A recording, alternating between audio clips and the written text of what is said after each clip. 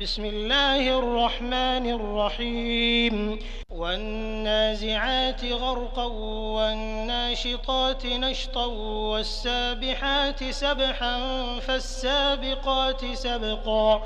فالمدبرات أمرا يوم ترجف الراجفة تتبعها الرادفة قلوب يومئذ واجفة أبصارها خاشعة يقولون أئنا لمردودون في الحافرة أئذا كنا عظاما نخرة قالوا تلك إذا كرة خاسرة فإنما هي زجرة واحدة فإذا هم بالساهرة هل أتاك حديث موسى إذ ناداه ربه بالواد المقدس طوى اذهب إلى فرعون إنه طغى فقل هل لك إلى أن تزكى وأهديك إلى ربك فتخشى فأراه الآية الكبرى فكذب وعصى ثم أدبر يسعى فحشر فنادى فقال أنا ربكم الأعلى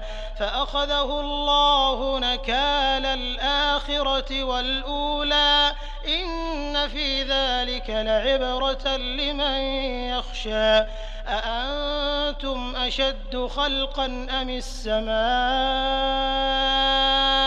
بناها رفع سمكها فسواها وأغطش ليلها وأخرج ضحاها والأرض بعد ذلك دحاها أخرج منها ماءها ومرعاها والجبال أرساها متاعا لكم ولأنعامكم فإذا جاءت الطامة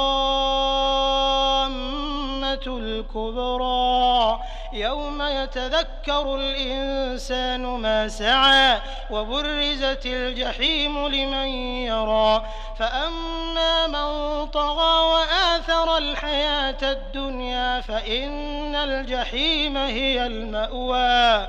وأما من خاف مقام ربه ونهى النفس عن الهوى فإن الجنة هي المأوى يسألونك عن الساعة أيان مرساها فيم أنت من ذكراها إلى ربك منتهاها إنما أنت منذر من يخشاها كأنهم يوم يرونها لم يلبثوا إلا عشية أو ضحاها.